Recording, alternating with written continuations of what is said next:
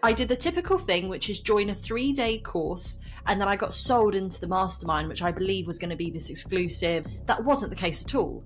I paid the £15,000 to go into a room with about 100 other people, and actually the person who was supposed to be mentoring me didn't have any knowledge of, for example, an assisted sale that I wanted to therefore speak to them about. For £15,000, go and ask it in the Facebook community group. Being able to start in property with no money, I don't believe that you can get into property with no money. You at least have to be able to market yourself. Somebody has to have the money. I get clients making excuses about, I haven't got time for social media. I'm like, yes, you do, because you watch cat videos, and I know you do. And you're literally wasting your time watching videos that don't mean anything. Are you carrying someone else's limiting beliefs? Because sometimes the limiting beliefs that we actually have when we start are not actually our own. They're that of somebody else's that we've instilled in ourselves. Whether you're in property already or you want to get into property, something's holding you back, right? And it could be education, it could be time, it could be, but ultimately, all these things are just excuses. Planning your schedule, planning for success, and quite frankly, putting it in your diary, even if it's like 6 to 7 p.m, property time. And as I always say, 1% every day will then get you to where you want to be.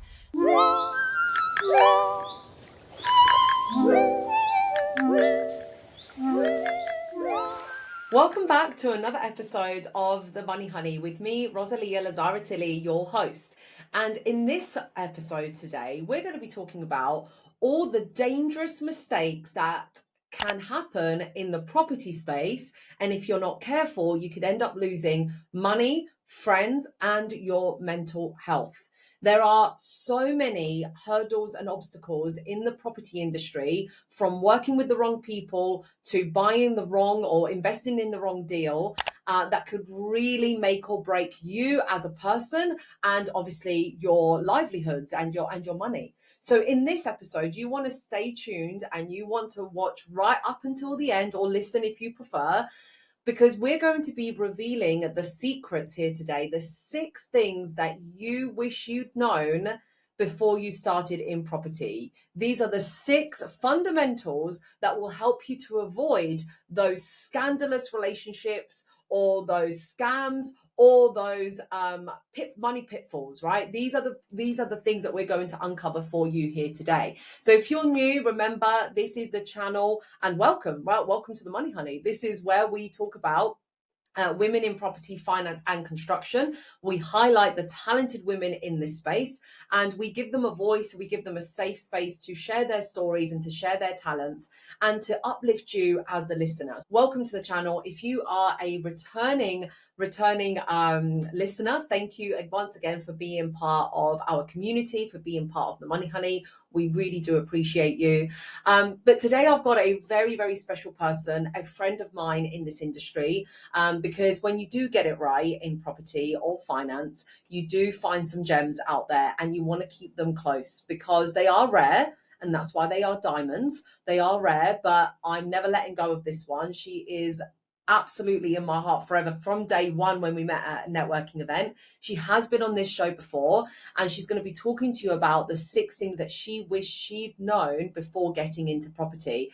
And she's going to reveal all that for you here today. And you'll have known her. If you don't know her, then where have you been? Like you absolutely, if you're in property, have come across her before. And I am so, so grateful to have my beautiful friend, Athena Dobson from Girls in Property. Come on in, Athena. Hey Roz, how you doing? Really good, thank you. Really, really good. How are you? Good. So I usually do the intros for other people, as you'll know, and it's so wonderful to actually have the intro for myself. I was like I was almost like welling up. I was like, oh my God, I love it. Yeah, and you deserve it, because you are so rare.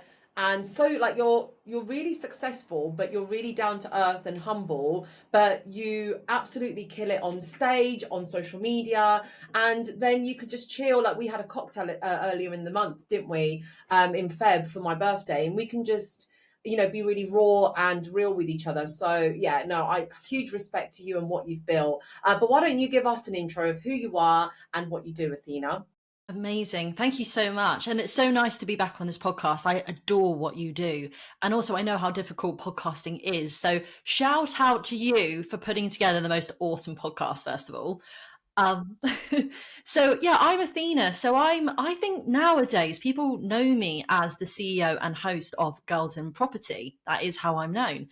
But more than that, I'm also just a girl who loves to go to the theatre, a girl who loves to go for walks on the beach. I live down in Bournemouth. And that's kind of me. But yeah, so I'm first and foremost a property investor, and that's how I got into property in the first place. And what's so great about this particular podcast is I recently did a solo episode all about, on my own podcast, Girls in Property, about the 6 things that I wish I'd known when I first started. And the reason I started it, as Rosalia just beautifully put, is so many girls message me who are starting out in property, don't know who to trust, don't know where to turn. And my philosophy is I just want to help as many people as I possibly can. You know, I am that girl that, if you look at a title, went from corporate life to full-time in property in under a year. That is how people sell me. That's kind of what I did and what I do. But at the same time, there were so many mistakes and hurdles that happened along the way. And so I'd love to just take this time to really, even just a fraction, go over some of those. And then if anybody wants any more detail about it, you can obviously message me more personally. So yeah, ready to just get straight in with you, Roz. Amazing. So tell me about your journey, Athena, as to like what were those moments that crushed you or made you lose hope about property or made you lose hope even about women in property? Like, what hurdles did you come across or situations did you get faced with, whether in a deal or in a collab, where you were like, oh my God, this industry is dark? Yeah. Okay. Right. What a question. So, in all facets of life, you'll meet different types of people. You'll meet good men, good women, bad women. And I don't know about you, Ros, but in the property industry, I feel like there are some actual narcissists actually within the property sector, I would say. Like there are some people who are just quite sort of out for themselves, do their own thing. And one of the things I've had to learn, one of my biggest lessons, is not to expect others to treat me the way that I would treat them. And that's something that I've had to really take on board. I just was raised a certain way by my mum, and I thought that's how everybody was raised, and sometimes that isn't the case. So there are some amazing people, and I've made some of the best connections through property, like yourself and others. But at the same time, there have been some stories. So to answer your question, there have been occasions where certain projects were meant to go forward, or certain partnerships were meant to be happening. And actually, you then learn quite a lot through that, sort of through business, that not everything is as it seems sometimes. And one of the things I actually say to a lot of people when they talk to me, for example, about joint venturing on a project or on a business or anything, and they tell me that it's their friend that they're going to be joint venturing with, my first question to them is, okay, but even though they're your friend, being a friend and being a business partner are 2 completely different things. And so you need to really be understanding that your values align in what it is that you're hoping to achieve. Because sometimes you can be best friends, but your values can be very different. And in business, that is so important. So I've had a few, to be honest with you. Happened, like, have you lost friends along the way? Have you lost money? Have you, like, what's happened? Yeah. What's the ugly side? Yeah, definitely. So I would say that the first thing that was my first experience of losing money, I would say, was actually when I was going to invest in myself and chose to invest in myself and take that leap of faith, where I'd lost my job because I was a travel agent. And so had to basically go into find property. And what ended up happening was I said, right, I'm going to invest in myself. I'm going to trust these particular training companies. And as a result of that, I lost a lot of money. I was that person who got, weirdly enough, my background's in sales, yet I feel like they sold to me and I sort of fell for it, which is hilarious. No, salespeople are the best people to sell to. Yeah, Like, I they're fell the for best it. people. Yeah, yeah, yeah, Hook, yeah. line, I'm and here to sinker. buy you. Yeah, hook, line, and sinker, I fell for it. So I did the typical thing, which is join a 3-day course at around about the 2.5 grand mark. And then I got sold into the mastermind, which I believe was going to be this exclusive thing just for an elite few where you had to get interviewed to be in it and they only accepted certain people. That wasn't the case at all. I paid the £15,000 to go into a room with about 100 other people to literally barely have any attention or conversation or anything around it. To the point where it was supposed to be on particular strategies within the property sector known as no money down, which means that you either don't have to put any money down or get all of your money out. That's a terminology that they use quite frequently in this industry. And actually, the person who was supposed to be mentoring me didn't have any knowledge of, for example, an assisted sale that I wanted to therefore speak to them about. And their advice simply was to go and ask it in the Facebook group instead. And that was the advice I was given on a £1,000. Yeah, for £15,000. Oh my days. I have so many of these stories, Roz. For £15,000, go and ask it in the Facebook community group. I was livid, absolutely livid. So my first experience of money spent, not unwisely because I did it for the right reasons, but my first taste of losing value in money was that. And then the other experience that I've had before, for example, naturally, as people do, where you go to take on projects within properties, whether it would be rent to rent, flips, whatever you may be doing, and things then come out of the woodwork, things that you just could never know what they were going to happen.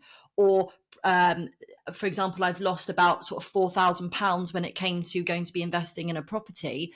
And then literally a week before we were due to exchange, the buyer pulled out for no reason. And we were £4,000 deep because of the planning, the drawings, the solicitor fees, etc.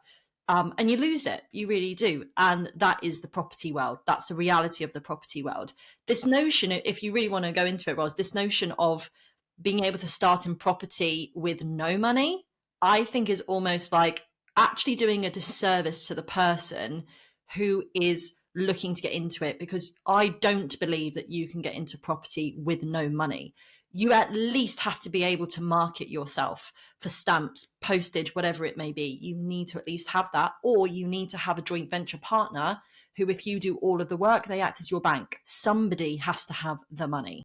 Like and also this passive, the notion of get into property with £0 and then also passive income. Like, no, this is the stuff that we need to abolish in this industry. And that's why we've got people like you. When I say they're rare and diamonds, is like you are showing us the reality, the raw hard work, the graft, and what it truly takes to do it in property. But okay, so let's go into those. But Ros, can I give an example of passive income? Can I give you an example? Yeah. Of that? Okay, here's passive income for you, shall we? Okay, so imagine you have a nice serviced accommodation unit and there's a management company who are looking after for you. Therefore, it's passive, right? Because you don't need to do any work because a management company is looking after it for you. Wrong. Sunday night, 9 o'clock, watching a movie, about to have your dinner. Of course, the management company aren't responding to the person's request where there is a fault with the window, for example, and she can't close it because her partner who she's with has broken his arm. And I had to therefore go out, drive half an hour to go and help this person at her Airbnb in Bournemouth, close her window, and then be able to come home to have a cold dinner on a Sunday night. That is what passive looks like. Not. Exactly. If you think you can put your well-earned cash at hundreds of thousands of pounds, even if you put into a deal 60 grand, right, or 160 or 600,000, to think that you can put that in a property, it does its thing, and then you go off on a beach and cash in the check. Like, the economy changes, the property industry changes, your tenants change, regulations change. Like, you can't be passive in life, full stop. You're going to have to invest in this industry like you're passionate about it, or just like any job. It is a job at the end of the day. That's what it is. You know, you can be a full-time property investor, property, you know, you can do flips full-time, you can do rent to rent, whatever you want, but you need to treat it and give it the respect it deserves and do it with professionalism. Like, you always need to be professional. So yeah, exactly. So I don't think it's professional of you, not you, but anyone, to buy a property and leave it passive in the background, not do any renovations, not update the tenants, not put, you know, you're going to have to work that property if you want the money to work for you. So yeah, that's. And on that point, I used to take on properties from landlords who used to be exactly like that. So I used to take on a rent-to-rent basis. And if you want to know what that term means, just Instagram me and I'll explain it to you. But they used to basically the agent used to say, this landlord has never seen this property. And I'm like, but they've had it for 20 years. And they're like, yeah, they live in whatever country, like they've never seen it, they have no investment in it. And you can tell the property's tired, dated, everything. So there are some people out there who genuinely believe that they can acquire property in that way. But to be honest with you, Ros, with mortgage interest rates at the moment and everything, I think it's all really changing the landscape for investors. And those types of landlords who have it in their personal name are actually now leaving the game, quite a lot of them. Yeah, they have to, because they've not been professional enough to stay up to date with how you actually manage a portfolio and how you build wealth in property. They bought it as a product. It's almost like they bought, a package deal, and then they were like, oh, in a few years' time, I'll cash this in as my pension. And now they're realizing, oh, that's not going to be the case. And what the hell do I do? Because I haven't learned anything about this industry. So yeah, you need to surround yourself with those people that can either teach you, support you and inspire you, or do it for you. But it's your money, it's your name above the door, it's your investment. So you have to take, you have to take an invested interest in this. So, right, we are going to, if you are still with us, thank you so much. Obviously, the Money Honey Show is here to bring you educational material around property, finance, and construction, but it's also here to support the female talent and the female voices of this industry. So in this episode, we're going to dive into the incredible top tips that Athena has planned and has published out there. So you can go and then find it on her socials if you want to read up about it in more detail. But she is kindly going to be sharing with us her 6 top tips that she wished she'd known before entering property. So Athena, take it away one by one. Go for it. Okay, the first one is, and this will come as absolutely no shock to anyone, don't rush to buy a course. That's my first top tip. And quickly, the reason I say that is because when I do speak to a lot of people who are starting out in property, I think they believe that, like education and through the education system, they have to get educated, which is, yes, correct. However, what happens is they sometimes don't actually understand what it is they want to invest in and why they want to invest in it. And a lot of people believe that they choose the strategy and they think, right, I want to learn about commercial conversion. I want to learn about serviced accommodation. I want to learn about HMOs. That actually isn't what happens. What happens is you have to start with thinking about what your goals are. So what are your goals and how am I going to work backwards from there? So what's the lifestyle you want to create? For example, if you want to be more passive and you want to have less of a input into it, then serviced accommodation isn't going to be the right method for you.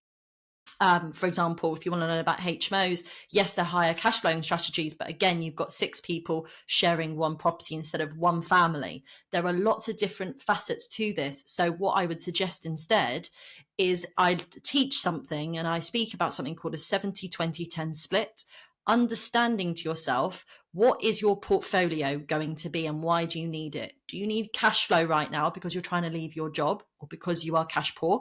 In which case you're going to be looking at the 70% bracket.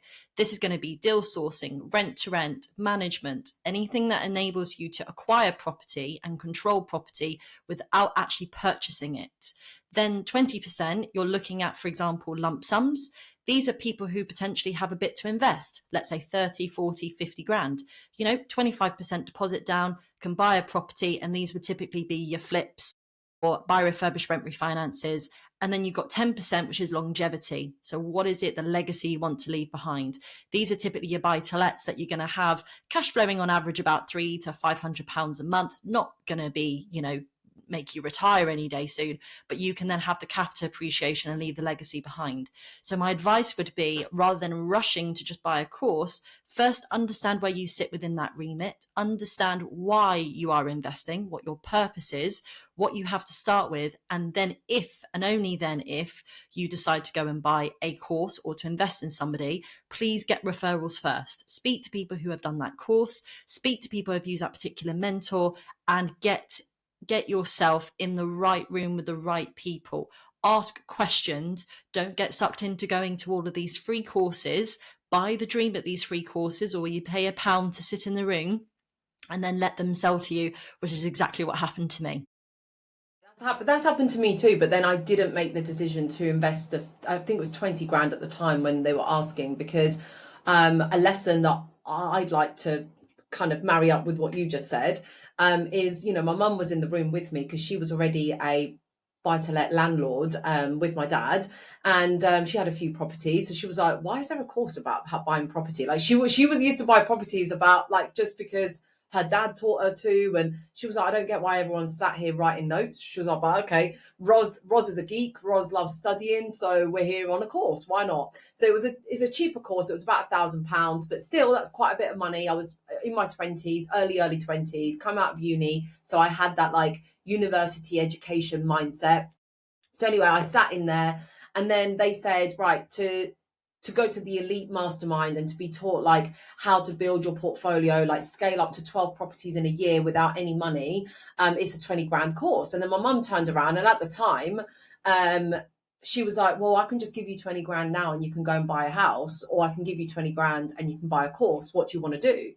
And I was like, I'll buy the house. So instead of buying the car, but obviously not everyone. So listening to this, people will be like, yeah, but my mum wasn't going to give me 20 grand. Like, I get it. Look, I'm not saying everyone's got a mum or a bank of mum and dad next to them ready to give them 20 grand. But if you've got 20 grand in your pocket ready to put on a course or on a credit card, don't, unless you're fully secure. And because you do need education, you absolutely do want to feel confident, because education gives you confidence and gives you tools and gives you skills. So why not learn from someone who's absolutely going to accelerate your learning?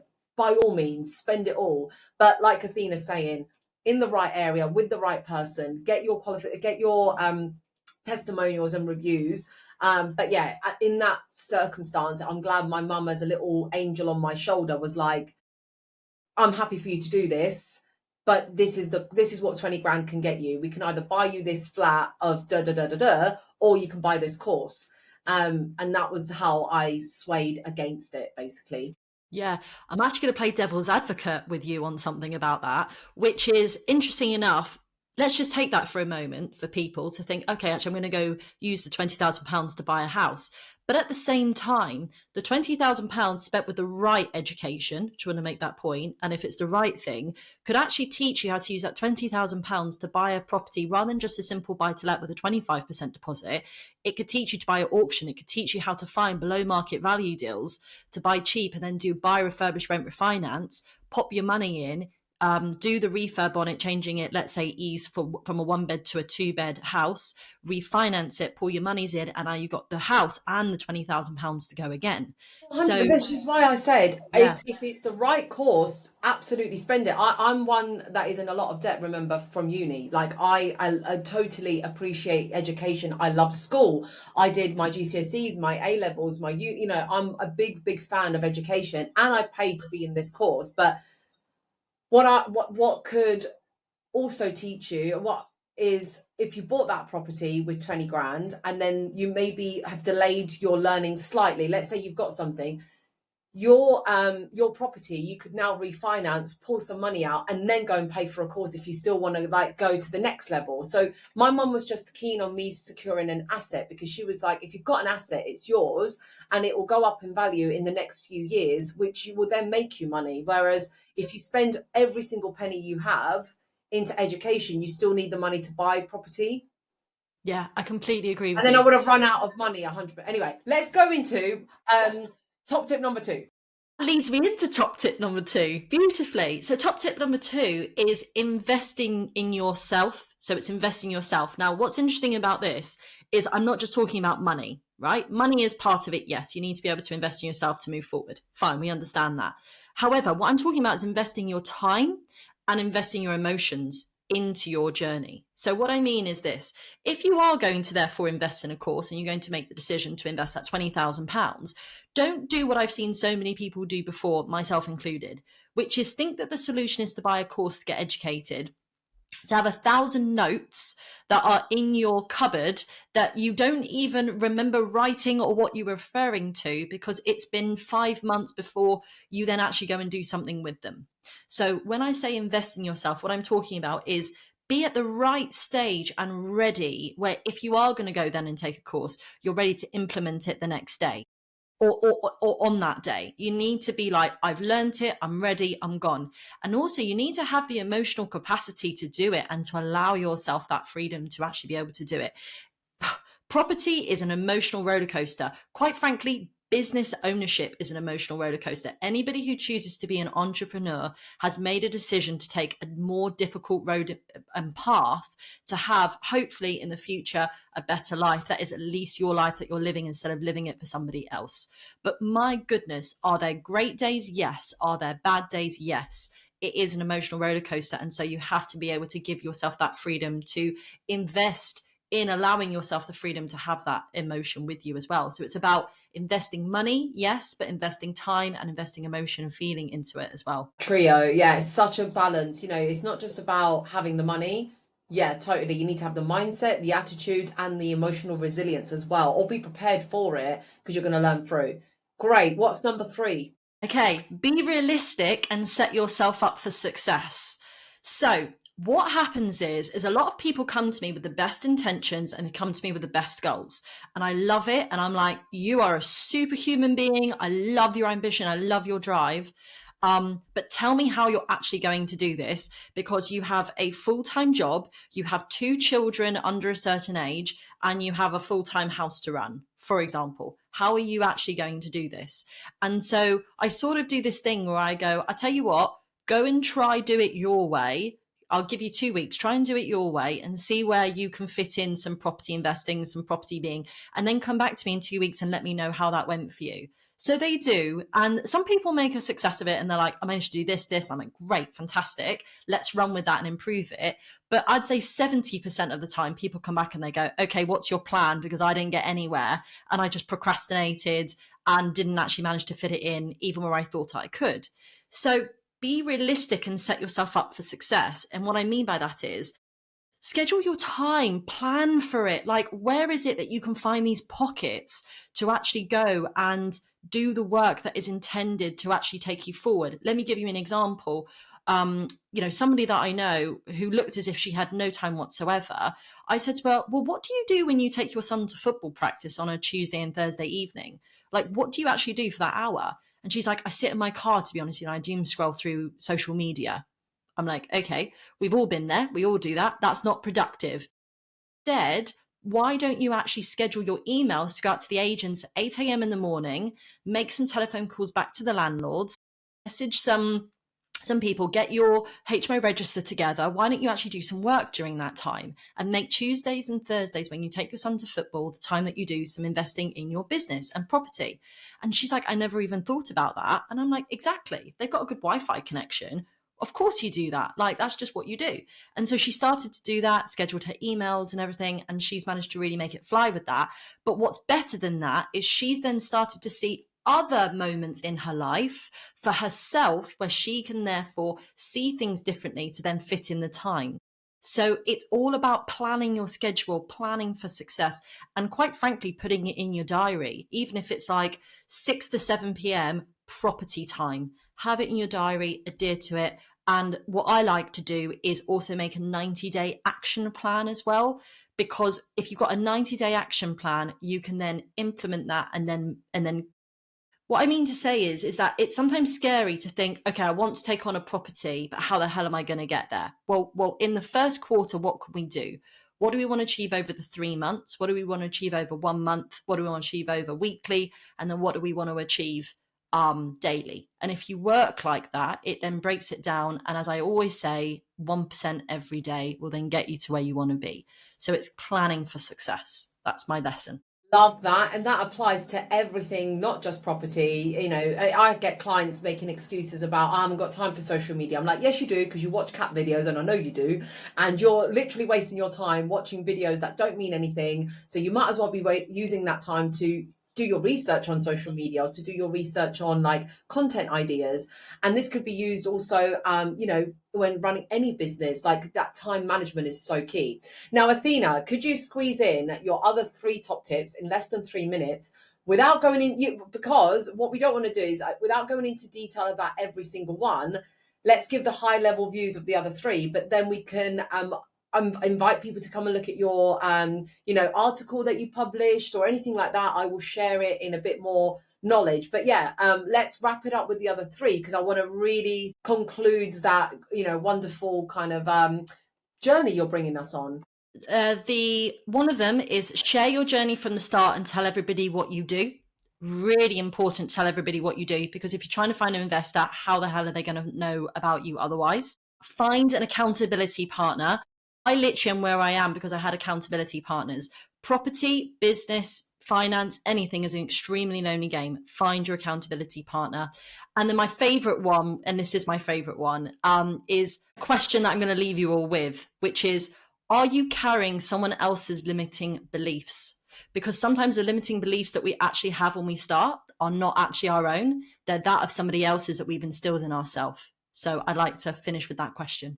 Very powerful. I love that. And that is really the best place to end, because whether you're in property already or you want to get into property, something's holding you back, right? And it could be education, it could be time, it could be, but ultimately, all these things are just excuses. The only reason these things are holding you back is because, like Athena said, you either haven't consciously attacked it and thought, okay, it's time is the issue, so let's address the time issue then, right? So then if you account for the time and put it into your diary, then that time shouldn't be an issue anymore.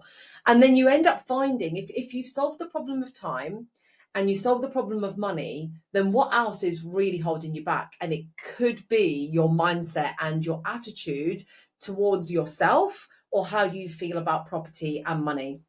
So Athena, tell us please, how can we connect with you, find more about what you do, who you are? Because if we're going to surround ourselves with people who are truthful and honest and genuine and, legit, I want them to know who they are, right? So tell us, how can we find you? Yeah, absolutely. I appreciate I rushed through that a little bit. So if you want to get in contact with me, then do come and talk to me. The place I hang out the most is Instagram by a country mile, which is Athena Dobson _official, and also Girls in Property on Instagram. DM me, voice note me, always happy for a chat. And if you are starting out in property and you're like, oh, Athena, I was just about to buy this course and then I listened to this podcast, come and talk to me first. I guarantee you I've probably done it myself. And so let me at least help guide you in the right direction. And then for any female property entrepreneurs out there in finance, construction, business, I've also got my Girls in Property retreat for 80 like-minded women on Friday, 25th of April over at Penley Manor in Tring. There's about 15 tickets left, 15 to 20 tickets left. So do come and join the fun. It's an amazing place to be. It really is, girls, because I've been there and it is absolutely amazing. Like the food, the vibes, the speakers, the entertainment, like it is phenomenal. And you will be in a room, because Athena does attract, really inspirational and talented women. So it could be the place where you find your next investor, or the place you find someone that you want to joint venture with, or you just absorb the knowledge from the room. Like there is so much you can get out from it. And putting yourself out there as well, networking, brand awareness, this is the room you want to be in. So I will see you there if you come along. But once again, thank you everyone for tuning into the Money Honey Show. Please don't forget to subscribe and share this message. Like we've always said, our philosophy is about positive pollination. So if you're not showing up and being a guest on the podcast, which you're welcome to, you can make an impact just by simply sharing it. Okay, so some people don't want to be on video, they don't want to record themselves, and that's okay. But your impact in this industry can be as little but as powerful as sharing this video that might be beneficial to a colleague of yours or to a friend. Someone might need to hear this message. So please do share, do connect with Athena. And I do love it when Money Honeys receive messages about their show. So do let her know if there was something that really struck a chord with you, or was a light bulb moment, because Athena's kindly given up her valuable time to share this with you for free. So go and binge watch her content, go over to her retreat, go over to her podcast, because she is sharing valuable information every single day. So once again, Athena, thank you for doing this for the Money Honey community. I really do appreciate it. No, thank you, Roz. I adore what you do. I do. I think it's fantastic. I think you have a fantastic cause. I love your rawness, your authenticity, and I champion you all the way. So yeah, thank you for having me. Thank you so much. Thank you, everybody, and see you on the next show.